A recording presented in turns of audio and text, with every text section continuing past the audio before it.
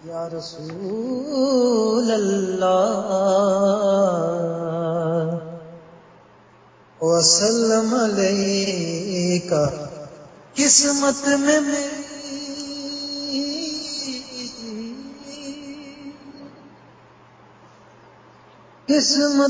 میری چین سے جینا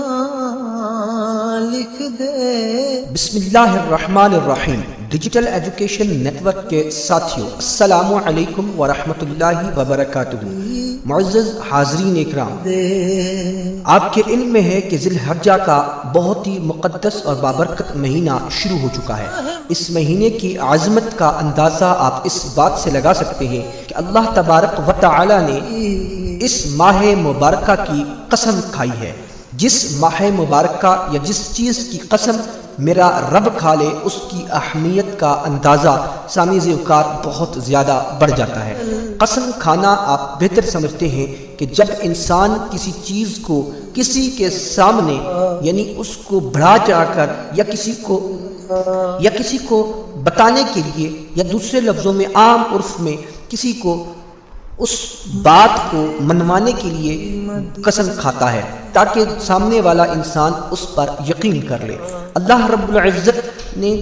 جو یہ قسم کھائی ہے، اس سے اندازہ آپ لگا سکتے ہیں کہ اللہ رب العزت کا اگر ایک قرآن مجید فرقان حمید میں کہہ دینا ہی کافی تھا، مگر اگر رب العزت نے اس ماہ مبارکہ کی قسم کھائی ہے تو یقیناً یہ ماہ مبارکہ بے انتہا برکتوں والا ہوگا۔ معزز سامعین، اس ماہ مبارکہ کی اہمیت کا اندازہ آپ اس بات سے بھی لگا سکتے ہیں کہ اللہ اور اللہ کے رسول نے جو 4 حرمت والے مہینے بتلائے ہیں، ان میں سے ایک مہینہ یہ یعنی ذی الحج کا یہ مہینہ ہے۔ سامعین ذکر، جس طرح ماہ رمضان المبارک کو بہت زیادہ اہمیت حاصل ہے بقیہ تمام مہینوں پر، اور اس میں سے بھی ماہ مبارکہ کا یعنی رمضان المبارک کا آخری عشرہ پہلے دونوں عشروں پر بھاری ہے اہمیت کے اعتبار سے، اسی طرح اس ماہ مبارکہ یعنی ذی الحجہ کے مہینے کا پہلا عشرہ یعنی پہلے 10 دن 10 ذی الحج تک انتہائی اہمیت کے حامل ہیں۔ معزز سامعین اکرام، ہم بھی آپ کے لیے ان پہلے 10 دن کے خاص عمل لے کر حاضر خدمت ہیں۔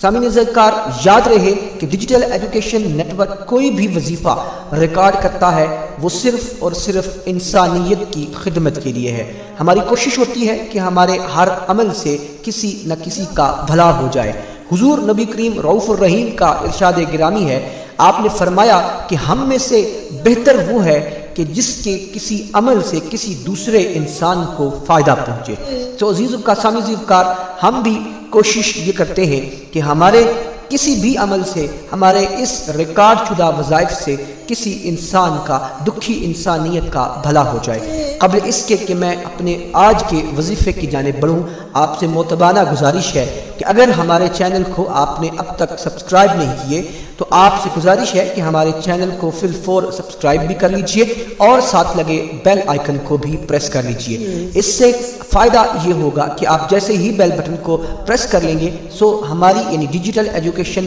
نیٹ ورک کے چینل پر ہر اپلوڈ ہونے والی انفارمیٹیو ویڈیو کا نوٹیفیکیشن سب سے پہلے آپ تک پہنچ جائے گا، اور آپ وہ ویڈیو خود بھی اس سے استفادہ حاصل کریں گے، وہ ویڈیو خود بھی دیکھیں گے اور آپ اپنے دوستوں سے، اپنے فیملیز سے اس کو شیئر بھی کریں گے۔ بہت شکریہ۔ سب سے پہلا عمل حضرت عبداللہ ابن عباس سے روایت ہے کہ اللہ کے رسول نبی کریم صلی اللہ علیہ تعالی وآلہ وسلم نے ارشاد فرمایا کہ ماہ ذی الحجہ کے 10 ایام میں کیے جانے والا کوئی بھی عمل دوسرے پورے سال میں کیے جانے والے عمل پر بھاری ہوگا۔ یعنی اگر کوئی شخص کوئی بھی نیک عمل ان ایام میں کرتا ہے تو دوسرے کسی بھی مہینے میں کسی بھی دن یہ عمل کرتا رہے، اس مہینے کے ان پہلے عشرے میں کیے جانے والا عمل ان تمام ایام پر وہ بھاری ہوگا۔ تو اس بات پر صحابہ کرام رضوان اللہ اجمعین نے رسول خدا صلی اللہ علیہ تعالی وآلہ وسلم سے عرض کیا کہ یا رسول اللہ صلی اللہ علیہ تعالی وآلہ وسلم، کیا یہ جہاد فی سبیل اللہ سے بھی بڑھ کر ہے؟ تو آپ حضور نبی کریم صلی اللہ تعالی علیہ وسلم نے فرمایا کہ جی یہ اس کا ثواب جہاد فی سبیل اللہ سے برکہ ہے۔ جیسے کوئی شخص اپنا مال متاع اور جان سب کچھ لے کر اللہ کی راہ میں نکلا ہو اور وہ سب کچھ قربان کر کر آ گیا ہو، سو اس سے یہ عمل، یہ جو اس مہینے میں کی گئی نیکی، ان 10 دنوں میں کی گئی نیکی، وہ ان تمام پر بھاری ہوگی۔ عمل، رسول خدا صلی اللہ علیہ تعالی وآلہ وسلم نے ارشاد فرمایا کہ اللہ کے نزدیک ذی الحجہ کے ایام، یعنی ذی الحجہ کے پہلے 10 ایام باقی تمام ایام، یعنی باقی تمام ایام اور باقی تمام مہینوں کے ایام پر فوقیت رکھتے ہیں۔ اور رسول خدا صلی اللہ تعالی علیہ وسلم نے مزید فرمایا کہ جو شخص ان مہینوں میں، یعنی ان دنوں میں یعنی پہلے ذی الحجہ کے پہلے 10 دنوں میں جو بھی نیک عمل کرتا ہے، وہ بقیہ تمام دن ذی الحجہ کے اور پورے سال کے دنوں پر اہمیت کا حامل ہے۔ رسول خدا صلی اللہ تعالی علیہ وسلم نے فرمایا کہ ان دنوں میں آپ تسبیحات پڑھا کرو، الحمدللہ، اللہ اکبر، لا الہ الا اللہ، یہ تسبیحات پڑھا کرو۔ مزید یہ کہ آپ نے فرمایا کہ ان تسبیحات کو کثرت سے پڑھا کرو، یعنی پہلے 10 دن ذی الحجہ کے یہ تسبیحات لا الہ الا اللہ، اللہ اکبر، الحمدللہ، یعنی پہلے آپ نے الحمدللہ، اللہ اکبر، لا الہ الا اللہ، اس کو ترتیب سے ایسے کثرت سے پڑھا کر۔ اگلا عمل، رسول خدا صلی اللہ تعالی علیہ وسلم نے فرمایا کہ کوئی دن ایسا نہیں کہ جو عشرہ ذی الحجہ کے باقی تمام دنوں پر جس کو فضیلت حاصل نہ ہو۔ رسول خدا صلی اللہ تعالی علیہ وسلم نے فرمایا کہ ان دنوں میں 9 دنوں میں روزے رکھنے کا اجر ہر دن کے 1 سال کے روزے رکھنے کے برابر اجر و ثواب ہے۔ یعنی اگر آپ 9 دن کے روزے رکھتے ہیں تو اللہ رب العزت آپ کو 9 سال کے روزوں کا ثواب عطا فرمائیں گے۔ چوتھا عمل ہے شب داری۔ رسول خدا صلی اللہ تعالی علیہ وسلم کا ارشاد ہے، آپ نے فرمایا کہ عشرہ ذی الحجہ کی ہر رات کی شب داری کا ثواب یا اس رات کی عبادت شب قدر کی عبادت کے برابر ہے۔ اگلا عمل روزہ عرفہ۔ عرفہ کے روزے کے بارے میں رسول خدا صلی اللہ تعالی علیہ وسلم کا ارشاد ہے کہ آپ نے فرمایا کہ عرفہ کا روزہ جو رکھے گا، مجھے اللہ سے کبھی امید ہے کہ وہ اللہ رب العزت اس شخص کے 1 سال کو اس کا ثواب اور 1 سال اس کے اگلا 1 سال اس کا گزرا ہوا اور 1 سال اگلا جو اس کی زندگی میں آنے والا ہے اس کا بھی ثواب اس کے نامہ اعمال میں لکھ دے گا۔ اور اگلا عمل ہے ذی الحجہ کی 9ویں تاریخ کا روزہ رکھنا مستحب ہے، یعنی روزہ رکھنا ذی الحجہ کی 9ویں تاریخ کو یہ مستحب ہے۔ اگلا، حضور نبی کریم صلی اللہ تعالی علیہ وسلم نے ارشاد فرمایا کہ قربانی کرنے والا، یعنی جو شخص قربانی کرے، وہ قربانی کرنے والا جو شخص قربانی کرے وہ ذی الحجہ کے چاند نظر آنے کے بعد نہ تو ناخن کٹوائے، نہ سر کے بال منڈوائے، نہ بغل کے بال، نہ جسم کے کسی اور حصے کے بال منڈوائے۔ وہ اس وقت تک، یعنی 10 ذی الحجہ قربانی کرنے تک وہ یہ عمل کوئی ان میں سے کوئی بھی ایک عمل نہ کرے، اس کے لیے بے پناہ اجر و ثواب ہے اور مستحب بھی ہے۔ اور یہ عمل نہ واجب ہے، نہ فرض ہے، نہ سنت ہے، بلکہ مستحب ہے۔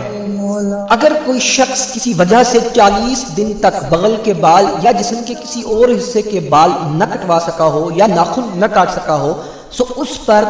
بال ناخن کاٹنا چونکہ واجب ہو جاتا ہے 40 دن کے بعد، لہٰذا چونکہ یہ عمل جو کہ بتایا گیا آپ کو یہ نہ واجب ہے، نہ فرض ہے، نہ سنت ہے، سو کچھ لوگ اس عمل کو واجب یا فرض کا درجہ خود سے دے دیتے ہیں، لہٰذا یہ غلط بات ہے۔ اگر کوئی شخص 40 دن سے زیادہ ہو چلے اور اس تک وہ بھی بال نہیں کاٹتا یا ناخن نہیں کٹوا سکا، تو اب اس پر یہ واجب ہو جائے گا کہ وہ ذی الحجہ ہی کے ان دنوں کے ہی دوران وہ اپنے ناخن فوراً سے پہلے تراشے، اپنے بال فوراً سے پہلے تراشے، اور چونکہ وہ واجب کا تارکی ہو جائے گا اور واجب کا تارک جو ہے وہ گناہ گار ہوگا۔ نمبر 7، تکبیر تشریق۔ حضور نبی کریم صلی اللہ تعالی علیہ وسلم نے فرمایا کہ 9 ذی الحج صبح فجر سے لے کر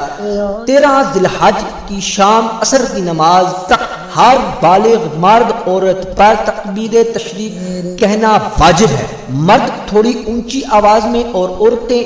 سلو آواز میں۔ میں پھر بتا دیتا ہوں کہ یہ تکبیر تشریق ہر نماز فرض کے بعد تکبیر تشریق پڑھنا واجب ہے ہر بالغ مرد اور عورت پر۔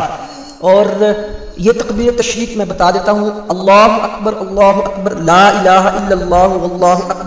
اکبر وللہ الحمد۔ تکبیر تشریق ہر فرض نماز کے بعد ایک بار کہنا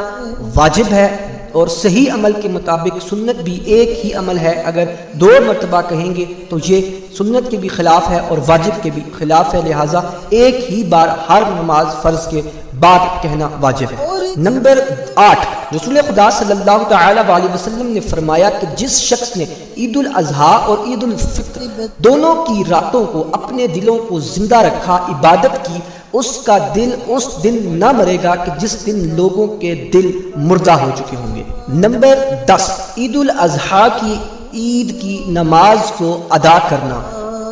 یہ نماز یاد رہے کہ آپ نے ادا کرنی ہے، اس کے لیے دل میں نیت کرنا کہ میں 6 تکبیروں کے ساتھ عید الاضحیٰ کی نماز کو ادا کروں گا یا کر رہا ہوں۔ اس کے لیے مکمل طور پر کوئی نیت کرنا لازم نہیں، دل کا ارادے کا نام نیت ہوتی ہے، لہذا دل سے ارادہ کرنا ہی نیت کہلائے گا۔ پھر آپ نے نیت کرنے کے بعد اللہ اکبر سبحانک اللہم و بحمدک و تبارک اسمک و تعالی جدک و لا الہ غیرک پڑھنے کے بعد پھر امام صاحب جب اللہ اکبر کریں گے سو آپ نے اپنے دونوں ہاتھ اٹھا کر کان کے ساتھ لگا کر نیچے چھوڑ دینے ہیں، پھر اللہ اکبر، پھر آپ نے کان تک ہاتھ لے کر جانے ہیں اور نیچے رکھ دینے ہیں، پھر اللہ اکبر، اب کان کے ساتھ ہاتھ لگا کر آپ نے واپس ہاتھ باندھ لینے ہیں، اور پھر قرات کے بعد سورت، اور سورت کے بعد اسی طرح رکوع، قیام، سجود۔ اب سجود کے بعد دوبارہ قیام میں آ کر سورہ فاتحہ، سورت، اور سورت کے بعد امام صاحب پھر اللہ اکبر بولیں گے تو آپ نے رکوع کے بجائے پھر آپ نے 3 بار وہی عمل، یعنی ایک بار ہاتھ اٹھا کر